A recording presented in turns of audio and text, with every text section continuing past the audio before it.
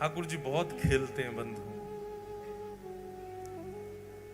एक बात हमको याद आती है हमारे पंडित श्री गया प्रसाद जी महाराज की। हमारे भैया आए हैं गिरिराज जी से। कल आप कह रहे थे कि पंडित जी महाराज के उत्सव में भैया जी एक बार गिरिराज जी में कुछ प्रसंग रखो। हमारे प्रथम श्रोता हैं पंडित श्री गया प्रसाद जी महाराज, जो सबरी कथा सुनते हैं सामने बैठ के। आपकी गोद में ठाकुर जी खेलते थे, साक्षात श्याम सुंदर और किशोरी जी प्रकट होकर लीला करते थे। पंडित जी महाराज की एक बात बहुत ध्यान से सुनना। पंडित जी से किसी ने कही, बोले बाबा जीवन में बहुत कष्ट आ गए हैं, ठाकुर जी कष्टों पे कष्ट दिए जा रहे हैं, क्या करें? परिवार विपरीत हो गया, कार्य विपरीत हो गया, समाज विपरीत हो गया, ठाकुर जी ने इतने कष्ट दे दिए, अब क्या करें बाबा? तो पंडित जी महाराज प्रसन्न मुद्रा में उत्तर देते, भैया जे कन्हैया है ना, जाके खेलवे की बड़ी आदत है, जे हमारे संग खेलो करे। ब्रजभाषा ही बोलते थे शुद्ध। जे हमारे संग खेलो करे, जे कष्ट ना है, जे कन्हैया खेल लो है हमारे संग में।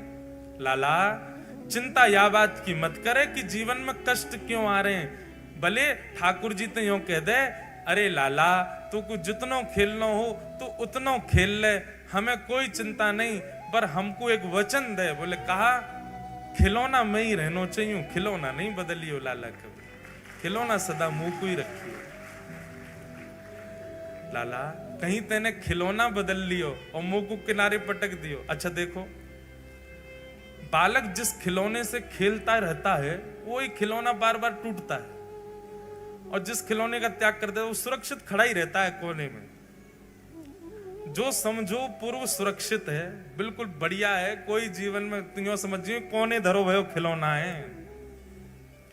रोज रुदन होता है, रोज परेशानी होती है, रोज विपत्ति आती है, रोज थक जाते हो, रोज ठाकुर जी के आगे कहते हो क्यों ऐसा? तो समझ जाओ तुम प्रिय खिलौना हो, ठाकुर जी रोज खेल रहे हैं आपके साथ, रोज खिला रहे हैं। आज ही श्री जगन्नाथ जी से प्रार्थना करो, हे जगन्नाथ प्रभु, आप कितना भी खेल खेलो पर वचन दे के खेलो कि खिलौना मैं ही रहूंगा, खिलौना नहीं बदलना चाहिए। पंडित जी महाराज की वाणी, पंडित श्री गया प्रसाद जी हैं। श्री चरणों का स्मरण करना भगवान के इस कलिकाल में, उसी से मुक्ति हो जाती है। कैसे श्री चरण? तो यहां से ये प्रारंभ होता है, और सबसे पहले जो योगेश्वर हैं वो है कवि, दूसरे हरि, फिर अंतरिक्ष, फिर प्रबुद्ध, फिर पिप्पलायन, आविर्होत्र, द्रुमिल, चमस, और अभी जिनको सुन रहे थे करभाजन। ये 9 योगेश्वर हैं, और 9 योगेश्वरों से 9 प्रश्न किए राजा निमि ने। राजा निमि ने योगेश्वरों से विभिन्न प्रश्न किए, जिनमें प्रथम प्रश्न क्या था? भागवत धर्म क्या है? तो भागवत धर्म के रूप में जो कवि योगेश्वर हैं उन्होंने उत्तर देते हुए कहा, कायेन वाचा मनसेन्द्रियर्वा बुद्ध्यात्मना वा नुषित स्वभावात् करोमि यत् यत् सकलम परस्मै नारायणायति समर्पयेत् तत्। जो कुछ भी करो सब ठाकुर जी को अर्पित करो, पुण्य अपने पास मत रखो, यही भागवत धर्म है। पूर्ण तरह समर्पित हो जाओ ठाकुर जी को, आत्मनिवेदन, अपनी जिम्मेवारी भी अपने पास मत रखो, ठाकुर जी को दे दो। दूसरा प्रश्न राजा निमि ने किया, भागवतों के लक्षण क्या हैं, उनके बारे में हमें बताओ। भक्तों के लक्षण तो 3 प्रकार के भक्त बताए, उत्तम, मध्यम और साधारण। उत्तम भक्त के लक्षण, वो जब भगवान को देखते हैं तो भगवान में सबको देखते हैं, और जब सबको देखते हैं तो सब में भगवान को देखते हैं, उत्तम भागवत। मध्यम भागवत का लक्षण क्या है? भगवान से प्रीति, तद अधीनेषु, भगवान के जो प्रेमी हैं उनसे मित्रता करते हैं, और जो भगवान को नहीं जानते उन पर कृपा करते हैं, और जो भगवान की उपेक्षा करते हैं वो उनकी उपेक्षा कर देते हैं, उनका त्याग कर देते हैं। ये मध्यम। और साधारण भक्त कौन है? जो भगवान की मूर्ति पूजा में बहुत निष्ठा रखते हैं लेकिन संत महात्माओं में ज्यादा निष्ठा नहीं रखते, ये साधारण भक्त हैं। फिर राजा निमि ने तीसरा प्रश्न किया कि भगवान की माया क्या है, उस माया के बारे में हमको बताइए। तो भगवत विमुख कराने वाली संसार की जो भी वस्तु है वो सब माया है। जिस कारण से आप भगवत विमुख हो रहे हो, जिस कारण से भगवत अंगीकार नहीं हो पा रहे हो, भगवत शरणागत नहीं हो पा रहे हो, भगवान का कैंकर्य नहीं कर पा रहे हो, वो सारी क्रियाएं माया है। उस माया के बारे में बताया गया। चौथा प्रश्न किया राजा निमि ने, इस माया को कैसे जाना जा सकता है। तो उस माया को जानने के लिए ठाकुर जी की प्रेमा भक्ति ही उपाय है। उस माया से विमुख होने का, ठाकुर जी को जानने का ये भाव बताया गया। पांचवा प्रश्न किया, नारायण कौन है, उनका स्वरूप क्या है और उनको कैसे जाना जा सकता है। तो यहां पर तीन भाव बताए गए, नारायण, परमात्मा और ब्रह्म। सगुण साकार नारायण, परमात्मा सगुण निराकार और ब्रह्म निर्गुण निराकार। इन तीनों के बारे में बताया गया और इसका उत्तर भी यही दिया गया कि अंततो गत्वा, जब भगवान के प्रति प्रीति होती है, प्रेम प्रकट होता है, तभी ठाकुर जी के समस्त रूपों को देख लिया जाता है। प्रहलाद ने खम्भ में ठाकुर जी को देख लिया, किससे? केवल प्रीति और विश्वास, उसी से ही ठाकुर जी का वहां दर्शन कर लिया। छठवां प्रश्न किया, कर्म योग के बारे में हमें बताओ, कर्म योग क्या है। तब कर्म योग के विषय में बताते हुए कर्म, अकर्म और विकर्म तीन वस्तुओं के बारे में बताया गया, जिसमें वेदोक्त कर्मों को करना है वो भी फलश्रुति की इच्छा ना करते हुए। ये बात मुख्य रूप से कही गई थी, आविर्होत्र नाम के योगेश्वर ने कहा। सातवां प्रश्न किया, भगवान के कितने अवतार हैं। तो द्रुमिल कहते हैं कि योवा अनंतस्य गुणान अनंताम, उनके अनंत अवतार हैं, अनंत रूप हैं, उनको नहीं जाना जा सकता। और जो ये करने का प्रयास करेगा सतुबाल बुद्धि, वो बाल बुद्धि है। लेकिन फिर भी मैं तुमको नर नारायण के अवतार की कथा बताता हूं। नर नारायण का अवतार बताया गया। आठवां प्रश्न, भगवान से विमुख मनुष्यों के लक्षण कितने होते हैं। 10 लक्षण तो हमने वैसे गिनवाए थे और फिर उसके बाद और भी कई सारे लक्षणों से युक्त भगवत विमुखों के लक्षण बताए गए कल के प्रसंग में। और आज 9वां प्रश्न किया। क्या था प्रश्न? भगवान कौन से युग में किस वर्ण के होते हैं, उसके मानवों की बुद्धि कैसी होती है। और अंतिम भाव कहा कि मानव का कल्याण इन युगों में कैसे होता है। ये 9 प्रश्न और इनके 9 उत्तर 9 योगेश्वरों ने प्रदान किए। लेकिन अंत तो गत्वा करभाजन भी कहते हैं, गतो मुकुंदम परिहेत्य कर्तम। अंत तो गत्वा समस्त प्रश्नों का सार क्या निकला? प्रेम। ठाकुर जी के प्रति यदि प्रेम है, ठाकुर जी के प्रति यदि प्रीति है, ठाकुर जी के प्रति यदि निष्ठा है, तो वो निष्ठा, वो प्रेम, वो प्रीति सब कुछ प्रदान कर देगी। फिर जटी मुंडी सिखी वापी मुच्यते नात्र संशय। फिर चाहे जटा रखो, चाहे मुंडे रहो, चाहे शिखा रखो, कैसे भी रहो, मुच्यते, तुम मुक्त हो, नात्र संशय, इसमें कोई संशय वाली बात नहीं। प्रेम हो ठाकुर जी के प्रति। सदा ध्यान करो उन चरणार बिंदों का। परिभवग्न अविष्ट दोहम चरणार विंदम। जो चरणार विंद हमारे अविष्टों को दूर करते हैं और हमारी मनवांछित कामनाओं को पूर्ण करते हैं। तीर्थास्पदम चरणार विंदम। जो चरणार विंद जहां पड़ जाते हैं वो स्थान तीर्थ हो जाता है। ये तीर्थ क्यों है? क्योंकि बद्रीनाथ भगवान यहां घूमे। द्वारिका तीर्थ क्यों है? क्योंकि श्री कृष्ण वहां पर घूमे। वृंदावन तीर्थ क्यों है? वृंदावन तीर्थ राज है। क्यों है? क्योंकि ठाकुर जी ने वहां विचरण किया। मतलब जिनके श्री चरण जहां पड़ जाते हैं, पड़ते ही वो तीर्थ हो जाता है। ऐसे तीर्थ बनाने वाले, और तो और छोड़ो, चरणों से निकली गंगा प्यारी, जिन चरणों का चरणामृत इस पृथ्वी पर आया और जहां जहां गया उस क्षेत्र को तीर्थ बनाता हुआ चला गया। गंगा जहां जहां जाती है वो तीर्थ बनता चला जाता है। ऐसे चरणों का ध्यान करो। तीर्थास्पदम चरणारविंदम और शिव विरंचनुतम शरण्यम। शिव आदि देवता भी जिनके श्री चरणों में सदा नतमस्तक रहते हैं, ऐसे चरणारविंदों का ध्यान करो। भृत्यार्थिहम प्रणतपाल भवाब्धिपोतम।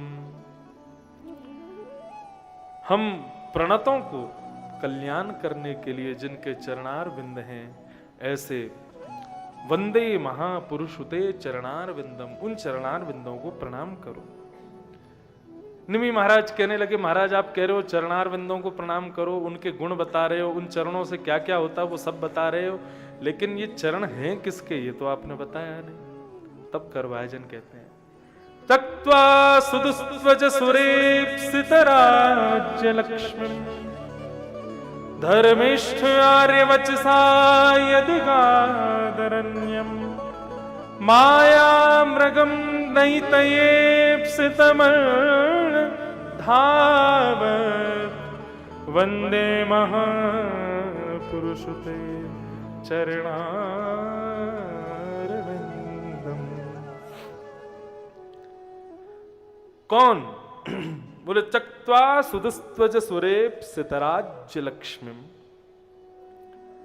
अपने पिता की आज्ञा मान करके जिन्होंने अपने राज्य का त्याग कर दिया। धर्मिष्ठ आर्य वचसा यदगादरण्यम, और अरण्य को वो आर्य पुत्र प्रस्थान कर गए। माया मृगम दैतयेप सतमन्वधाय धावत, माया मृग को देख करके जब उनकी पत्नी का मन उस पर आया तो उसको लाने के लिए जो उसके पीछे भागे। वंदे महापुरुषुते चरणारविंदम, ये लक्षण जिनके हैं, ये कथाएं जिनकी हैं, ऐसे रघुनाथ जी के चरणों को प्रणाम करो। तुम कलयुग में कल्याण प्राप्त कर लोगे। कली को सर्वश्रेष्ठ बताया गया चारों युगों में। क्यों? क्योंकि कलयुग में भगवत प्राप्ति बहुत सरल है। कहां तक कहें, जिसने कथा नहीं भी सुनी हो, नाम जप नहीं भी किया हो, भगवत नाम गुणानुवाद नहीं भी गाया हो, ऐसे ऐसे लोगों पे भी ठाकुर जी कृपा कर देते हैं इस कली काल में।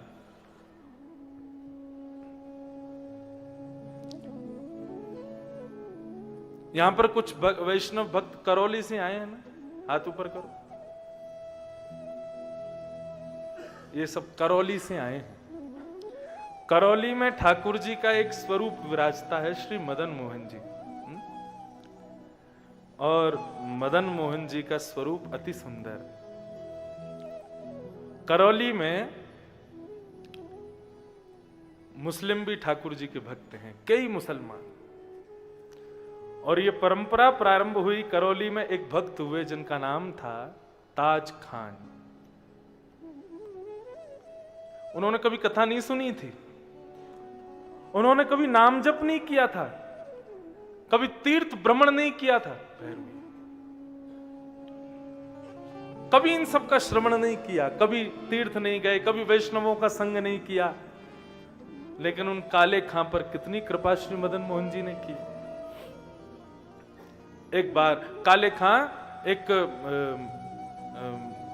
पोस्टमैन थे, डाकिया। तो जहां की चिट्ठी आती थी वहां की चिट्ठियां उस घर में देने के लिए जाते थे। एक बार चिट्ठी आई मदन मोहन जी मंदिर की, तो काले खां ने जैसे ही देखा बोले अच्छा ये मंदिर की चिट्ठी है, तो डाकिया को कौन रोके, सब जगह जा सकता है वो। तो काले खां मंदिर की उस देहली पर ऊपर चढ़ने लगे। बाहर द्वारपाल खड़े थे, दरवाजा लगा हुआ था। चरणों में प्रणाम किया। काले खां ने मंदिर है देख करके प्रणाम किया। बोले हिंदुओं के खुदा बैठे हैं भीतर। और जैसे ही काले खां ने वो चिट्ठी प्रदान की उनको, कि कहा कि आप मंदिर में भीतर प्रदान कर दीजिए। कलयुग की विशेषताएं बताते हुए कलयुग को विशेष बताया। कृतादिषु प्रजा राजन् कला विच्छन्ति संभवम् कलौ खलौ भविष्यन्ति नारायण परायणा। सतयुग त्रेता द्वापर के लोग भी जब कलयुग के बारे में सुनते हैं वो कहते हैं कि हमारा जन्म कलयुग में हो जाए। बंधु आगे एक बहुत सुंदर बात बताते हैं करभाजन। और करभाजन क्या कहते हैं, ये उनका अंतिम उपदेश है, बहुत ध्यान से सुनिएगा। 3 ऋण होते हैं हम लोगों के ऊपर, 3 लोन, देव ऋण, पितृ ऋण और ऋषि ऋण। ये 3 ऋणों से हम लोग, या 3 लोन चढ़े हुए हम पर।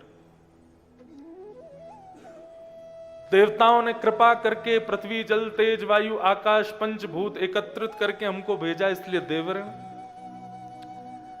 ऋषि ऋण इसलिए हम जिस कुल खानदान आदि में हमारा जन्म होता है उसके जो पूर्व ऋषि हैं उनका ऋण है, उनकी कृपा है, इसलिए हमारा जन्म हुआ। और पितृ ऋण, माता पिता हमारा पालन पोषण करते हैं, माँ अपने गर्भ में रखती है, बड़ा करती है, बोलना सिखाती, चलना फिरना ये सब सिखाती है। पितृ ऋण में सबके ऋण आते हैं, भाई का भी ऋण है, बहन का भी ऋण है, जीजा जी का भी ऋण है, सबके ऋण से हम ऋणी हैं। इनसे उऋण कैसे हुआ जाता है? तो देव ऋण से उऋण होने का उपाय है तीर्थों का दर्शन करो, देवताओं का यजन करो, देवताओं का सुबह सूर्य प्रणाम करो, जो वर्षा हो इंद्र को प्रणाम करो, वरुण को प्रणाम करो, वायु को प्रणाम करो, सब देवों को प्रणाम करके देव ऋण से मुक्त हो जाओ।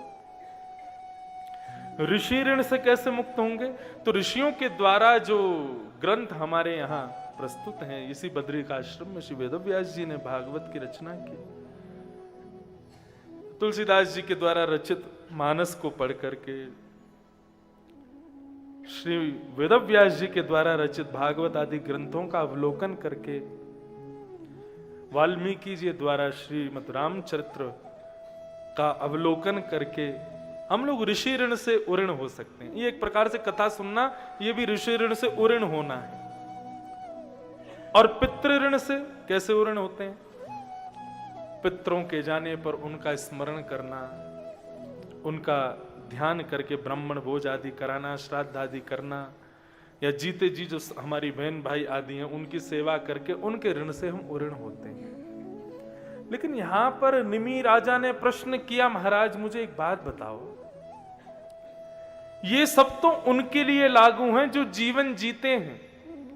आपने जो संवाद मुझे सुनाया उससे यह पता चलता है कि भगवत परायण हो जाओ, और यदि व्यक्ति बचपन से ही भगवत परायण हो जाए, बचपन से ही घर छोड़ दे, पत्नी बच्चे परिवार इन सब से उसका कोई नाता ना हो, पिता आदि कहाँ हैं कि उनका कोई भान ना हो, ऐसा भगवत परायण व्यक्ति जब अपना गृह त्याग कर देता है, पति सुतान वय भ्रातृवान्धव, गोपी गीत में गोपियां पति बच्चे सबको छोड़ देती हैं।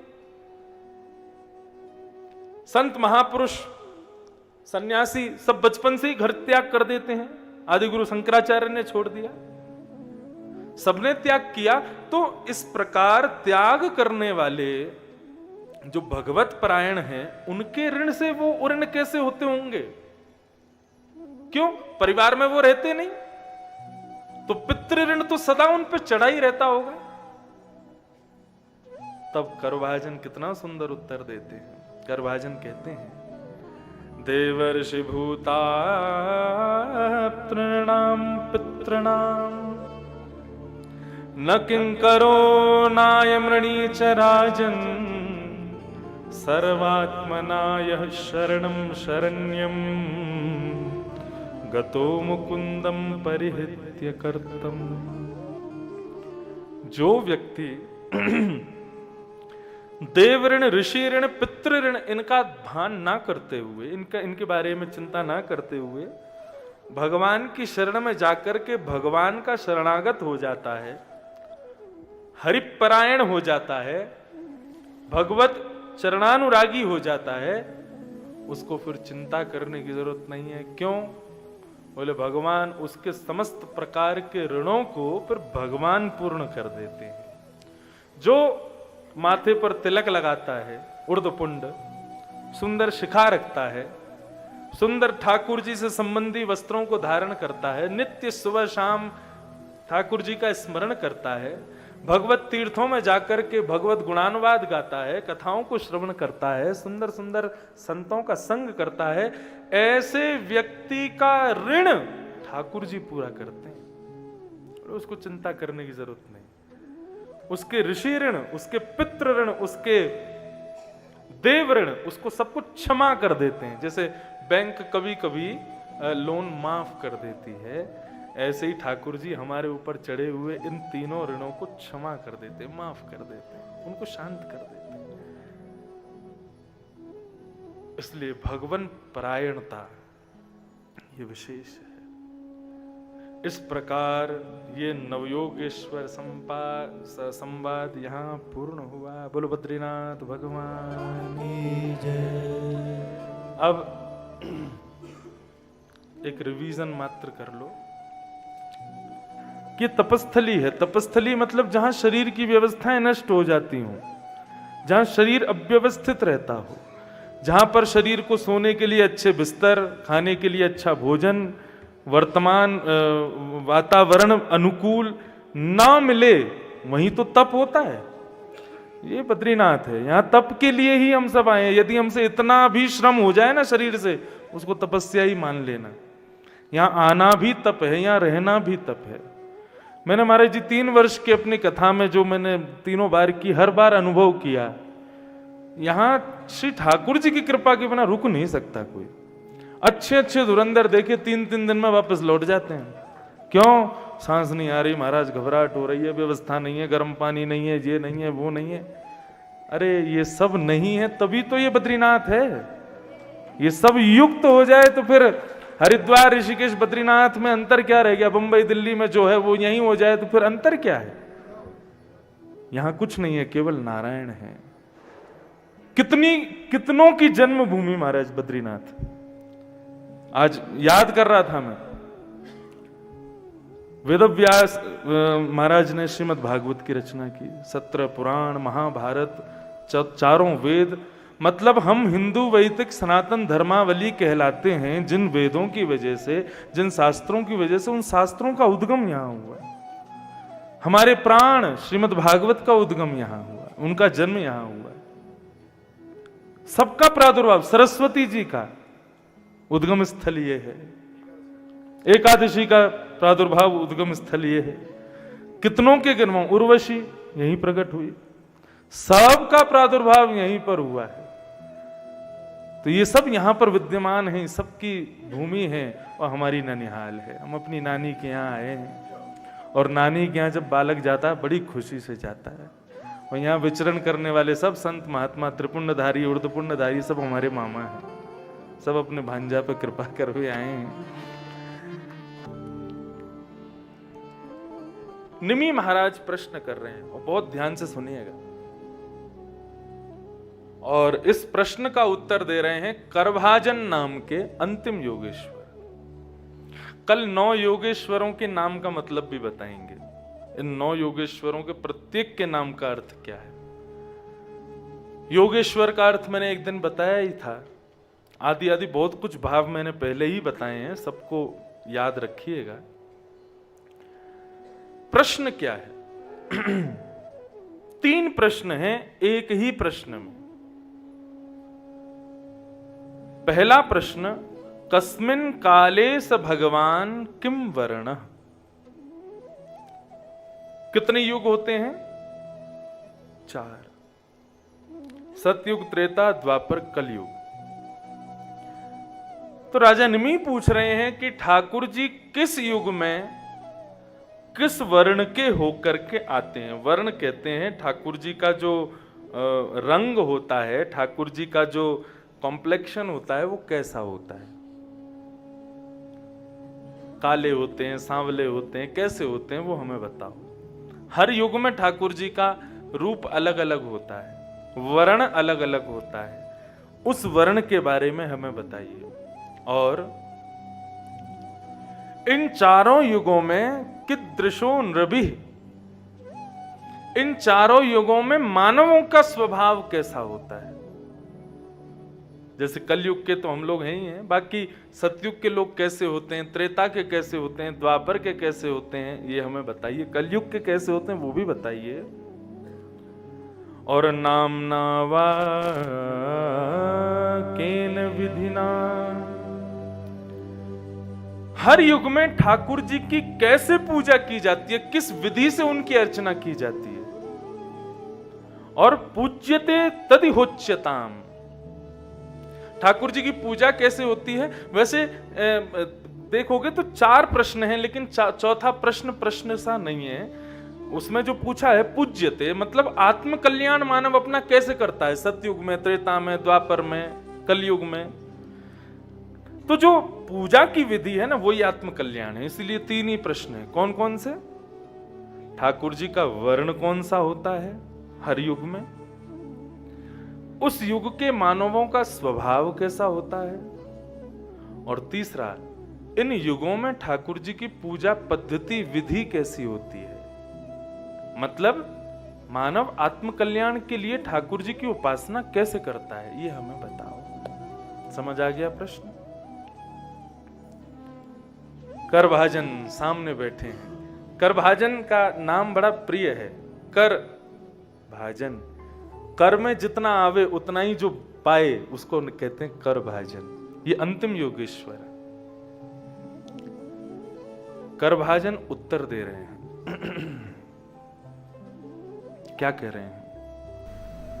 पूज्य महाराज श्री सियाराम जी महाराज, आज उनका भी उत्सव है। श्री दाऊ जी वाले महाराज जी हैं?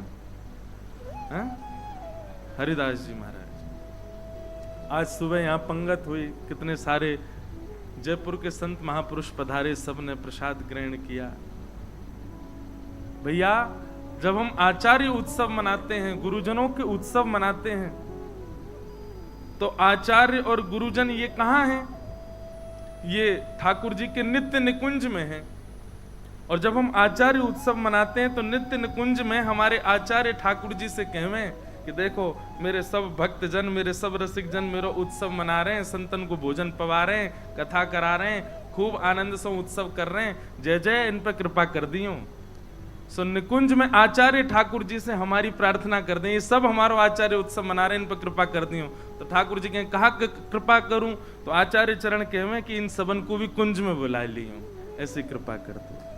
तो भैया, कभी कोई को जन्मदिन में ना जानो पड़े, कोई को जन्मदिन हो मत जाइयो, कोई को ब्याह हो मत जाइयो।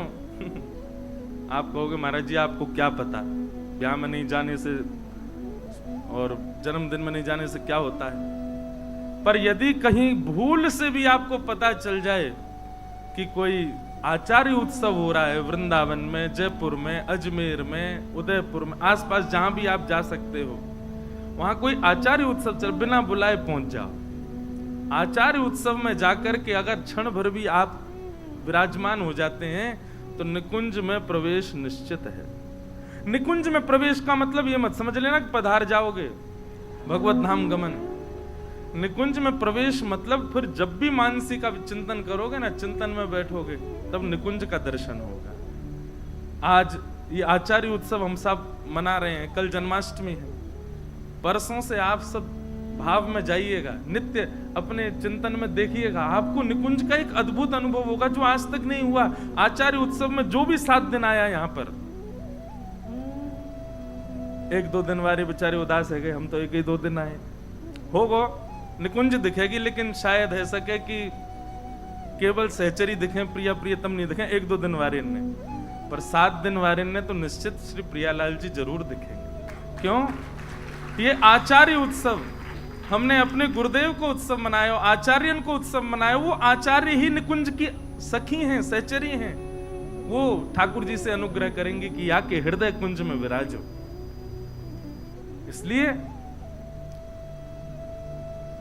संत जनन के उत्सव में जरूर जाओ। परिचय नहीं है तब भी जाओ।